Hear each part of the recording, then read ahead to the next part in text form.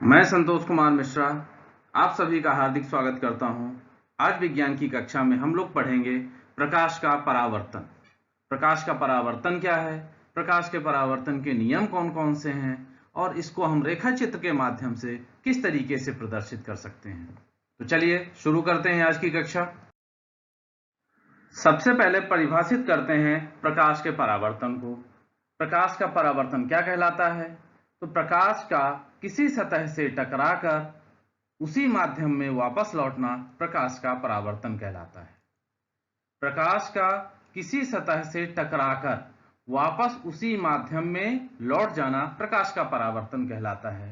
अर्थात जब कोई चमकीली सतह कुछ भी हो सकता है, दर्पण है मान लीजिए, जिसमें पीछे की तरफ पॉलिश किया हुआ है, तो दर्पण पर जब प्रकाश आपतित होता है, प्रकाश की किरणें आती हैं, प्रकाश की किरणें पड़ती हैं, तो वह प्रकाश की किरण वापस उसी माध्यम में लौट जाती हैं जिसकी चमक हमें दिखाई देती है।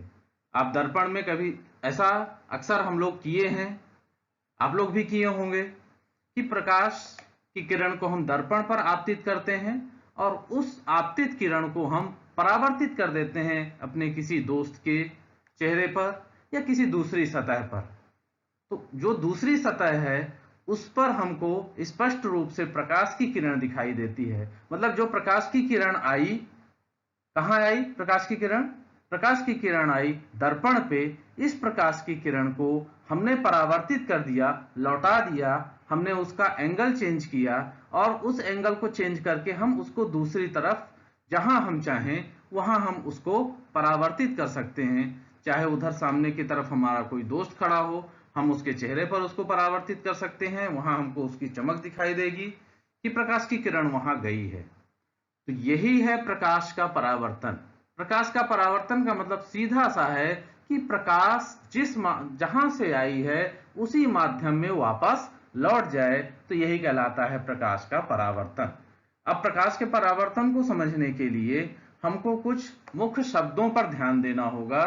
तो हमारे पास हैं, ये देखिएगा, 1 2 3, ये 4, ये 5 और ये 6।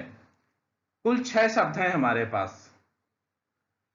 इनके बारे में हम आज पढ़ेंगे, समझेंगे। इनका सीरियल नंबर अलग अलग हो सकता है। सबसे पहले बात कर लेते हैं, हम पॉइंट वाइज बात करेंगे। ये है, सबसे पहले हम यहां की बात करेंगे। ये पॉइंट जो है, ये 6 नंबर जिसको मैंने दिया है, इसकी बात मैं सबसे पहले करूंगा। ये कहलाता है आपतन बिंदु। ये क्या है? आपतन बिंदु। सबसे पहले इसको देख लें, ये क्या है? ये जो एक सतह बनी हुई है, ये जो पॉलिश की हुई सतह है, ये क्या है? यह है पॉलिश की हुई सतह, दर्पण की सतह है ये। अब ये दर्पण का सामने वाला भाग है जहां हम चेहरा देखते हैं। अब यहां पर कोई किरण आएगी, यहां पर कोई किरण आएगी और यह किरण वापस उसी माध्यम में चली जाएगी। तो सबसे पहले हम लोग बात कर रहे थे इस सतह की, इस बिंदु की। ये बिंदु है आपतन बिंदु कहलाता है। इस बिंदु को हम लोग क्या कहते हैं? इस बिंदु को हम लोग कहते हैं आपतन बिंदु। आपतन बिंदु का मतलब होता है दर्पण या परावर्तक तल। परावर्तक तल का मतलब होता है वह तल जिससे परावर्तन होता है, वह तल जिस पर प्रकाश की किरण आपतित होती है और आपतित होने के बाद वापस उसी माध्यम में परावर्तित हो जाती है, वह कहलाता है परावर्तक तल। तो परावर्तक तल यहाँ क्या है? हम यहाँ परावर्तक तल के रूप में दर्पण को ले रहे हैं। तो दर्पण का वह बिंदु जहां पर कोई प्रकाश की किरण आपतित होती है। ये आपतित होने का मतलब है कि प्रकाश की किरण आ रही है। तो जहां पर प्रकाश की किरण आ रही है उसे हम कहेंगे आपतन बिंदु। तो पहला पॉइंट हमारा क्या हो गया? आपतन बिंदु हो गया। ये आपतन बिंदु है जहां पर प्रकाश की कोई किरण आ रही है, ये आपतन बिंदु है। और इसी आपतन बिंदु से ही प्रकाश की किरण जाएगी भी, जो कि परावर्तित किरण कहलाएगी, और इसी आपतन बिंदु पर अभिलंब भी होगा। मतलब तीनों चीजें यहीं पर होंगी। कहां? आपतन बिंदु पर। तो पहला पॉइंट हो गया आपतन बिंदु। अब दूसरी बात करते हैं आपतित किरण। आपतन बिंदु के बाद आपतित किरण। आपतित किरण का मतलब है कि वह किरण जो प्रकाश स्रोत से निकलकर परावर्तक तल से टकराती है। वह किरण जो कहां से, प्रकाश के स्रोत से निकलकर परावर्तक तल से टकराती, ये पूरे का पूरा परावर्तक तल है, मतलब जहां वो टकराएगी और टकराने के बाद वापस हो जाएगी, तो ये है परावर्तक तल। तो ये प्रकाश की किरण जो आ रही है इसे हम कहते हैं आपतित किरण, और इसे हमेशा इस तरीके से तीर के निशान से दिखाते हैं कि ये आ रही है। यहाँ इस तरीके का तीर का निशान लगाना बहुत जरूरी है, जिससे ये पता चले कि यह क्या है, आपतित किरण है। यह प्रकाश की किरण आ रही है तो यह आपतित किरण हो गई। आपतित किरण का मतलब होता है प्रकाश स्रोत से निकलकर परावर्तक तल पर टकराने वाली किरण आपतित किरण कहलाती है। आपतित किरण के बाद बात कर लेते हैं अभिलंब के बारे में। ये दूसरा नंबर आपको दिख रहा है अभिलंब। ये सीधी सी लाइन है, ये कहां, परावर्तक, ये जो आपतन बिंदु है यहां पर। तो अभिलंब क्या कहलाता है, आपतन बिंदु पर परावर्तक तल के लंबवत खींची गई काल्पनिक रेखा को हम अभिलंब कहते हैं। कहां, आपतन बिंदु पर परावर्तक तल के लंबवत, आपतन बिंदु पर, ये आपतन बिंदु है, ये आपतन बिंदु पर परावर्तक तल, ये परावर्तक तल है, तो परावर्तक तल के लंबवत खींची गई रेखा को हम क्या कहते हैं, इसे हम कहते हैं अभिलंब। तो दूसरा पॉइंट भी क्लियर हुआ, अभिलंब बिल्कुल लंबवत होगा, बीचों बीच होगा, ये लंबवत। अब तीसरा पॉइंट है परावर्तित किरण। कौन सी किरण, परावर्तित किरण। तो ये परावर्तित किरण ये है, ये देखिए, ये परावर्तित किरण ये है, मतलब प्रकाश की किरण आई आपतन बिंदु पर और आपतन बिंदु से ही यह प्रकाश की किरण वापस हो जाएगी, तो इसे हम कहेंगे प्रकाश का परावर्तन या परावर्तित किरण। घटना कहलाएगी प्रकाश का परावर्तन, और ये जो किरण यहां से जा रही है वापस, इसको हम कहेंगे परावर्तित किरण। और जब हम परावर्तन का उदाहरण देखते हैं, तो यदि हम सामने किसी अपने मित्र के चेहरे पर आईने से प्रकाश की किरण चमकाते हैं, तो ये जो प्रकाश की किरण जाती है यही कहलाती है परावर्तित किरण, और यही हमारे मित्र के चेहरे पर जाकर उसकी चमक के रूप में दिखाई देती है। तो ये है परावर्तित किरण। तो समझ में आ गया, आपतित किरण, आपतन बिंदु, अभिलंब और परावर्तित किरण। अब दो चीजें बची, आपतन कोण और परावर्तन कोण, इनको भी समझ लें। तो आपतन कोण क्या कहलाता है, बहुत सरल है, आपको दिख रहा होगा कि आपतन कोण क्या है। आपतन कोण है ये आपतित किरण, ये और ये अभिलंब। तो आपतित किरण और अभिलंब के बीच का जो कोण है यही कहलाता है आपतन कोण। आपतित किरण और अभिलंब के बीच का कोण क्या कहलाता है, आपतन कोण कहलाता है।